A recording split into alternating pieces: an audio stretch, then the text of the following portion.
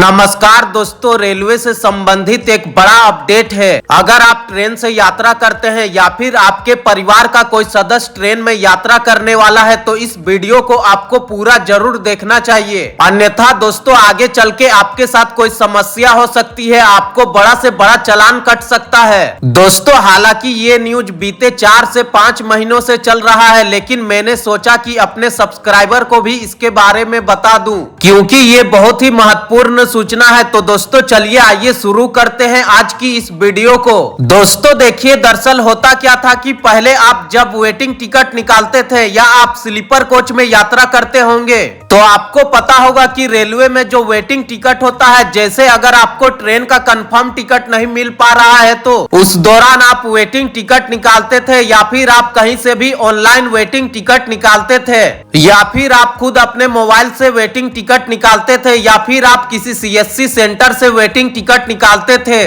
और इसके अलावा आप साइबर कैफे से वेटिंग टिकट निकालते थे, कहीं से भी आप वेटिंग टिकट निकालते थे। तो ऑनलाइन वेटिंग टिकट अगर आपका कंफर्म हो जाता था, चार्ट बनने से पहले, ट्रेन खुलने से पहले ट्रेन का चार्ट बनता है, तो दोस्तों ट्रेन का चार्ट बनने से पहले अगर आपका ऑनलाइन वेटिंग टिकट कंफर्म हो जाता है, चाहे आरएसी चाहे आपका ऑनलाइन वेटिंग टिकट कंफर्म होने का मैसेज अगर आपको मिल जाता था तो आप ट्रेन में यात्रा कर सकते थे। लेकिन दोस्तों अगर आपका ऑनलाइन वेटिंग टिकट कंफर्म नहीं होता था तो ऑटोमेटिक आपका जो ऑनलाइन वेटिंग टिकट है वो कैंसिल हो जाता था, और आपका जो ऑनलाइन वेटिंग टिकट का पैसा है वो 2 से 3 दिन के अंदर आपके अकाउंट में रिफंड कर दिया जाता था, जिस अकाउंट से आपने उस ऑनलाइन वेटिंग टिकट को बुक किया था। तो यह नियम ऑनलाइन वेटिंग टिकट का था, और ऑनलाइन वेटिंग टिकट लेकर आप ट्रेन में यात्रा नहीं कर सकते थे। लेकिन दोस्तों आपको बता दें कि आप अगर वही वेटिंग टिकट किसी भी रेलवे स्टेशन के रिजर्वेशन काउंटर से लेते थे तो वह काउंटर वेटिंग टिकट पहले कैंसिल नहीं होता था, चाहे आपका काउंटर वेटिंग टिकट आरएसी हुआ है चाहे नहीं हुआ है। और अगर आपका काउंटर वेटिंग टिकट कंफर्म हो गया है, चाहे अगर आपका काउंटर वेटिंग टिकट कंफर्म नहीं हुआ है, तो दोस्तों पहले आप उस काउंटर वेटिंग टिकट पर बगैर सीट के स्लीपर कोच में यात्रा कर सकते थे।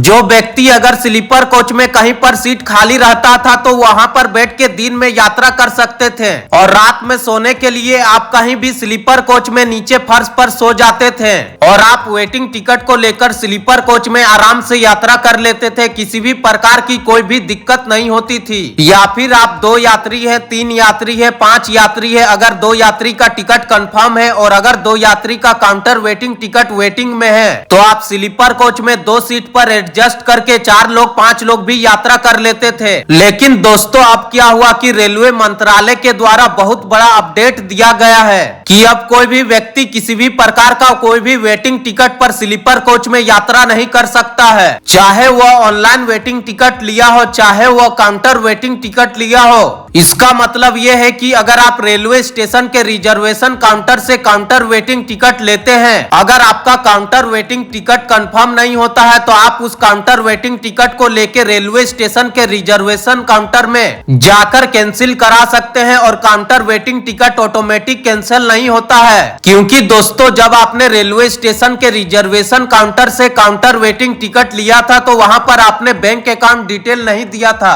तो दोस्तों अगर आपका काउंटर वेटिंग टिकट कंफर्म नहीं होता है तो आप काउंटर वेटिंग टिकट को लेकर रिजर्वेशन काउंटर में जाकर कैंसिल करा सकते हैं। अगर आप counter waiting ticket railway station के रिजर्वेशन काउंटर में जाकर कैंसिल कराएंगे तो आपका जो टिकट का पैसा है वो रिफंड मिल जाएगा। लेकिन दोस्तों आपको बता दें कि अगर आप काउंटर वेटिंग टिकट कैंसिल नहीं करवाते हैं तो एक विकल्प आपको दिया गया है कि आप उस काउंटर वेटिंग टिकट को लेकर आप जनरल बोगी में यात्रा कर सकते हैं, द्वितीय श्रेणी जिसको जनरल बोगी कहते हैं। आप काउंटर वेटिंग टिकट को लेकर जनरल कोच में यात्रा कर सकते हैं, लेकिन आप काउंटर वेटिंग टिकट को लेकर स्लीपर कोच में नहीं घुस सकते हैं। और दोस्तों अगर आप गलती से स्लीपर कोच में काउंटर वेटिंग टिकट को लेकर घुस जाएंगे तो आपका अच्छा खासा चालान कट जाएगा और आपको स्लीपर कोच से उतारकर जनरल कोच में भेज दिया जाएगा। तो दोस्तों अब आप किसी भी प्रकार का कोई भी काउंटर वेटिंग टिकट को लेकर स्लीपर कोच में यात्रा नहीं कर सकते हैं। और दोस्तों पहले क्या होता था कि बगैर टिकट के लोग स्लीपर कोच में घुस जाते थे, और जब टीटी आता था तो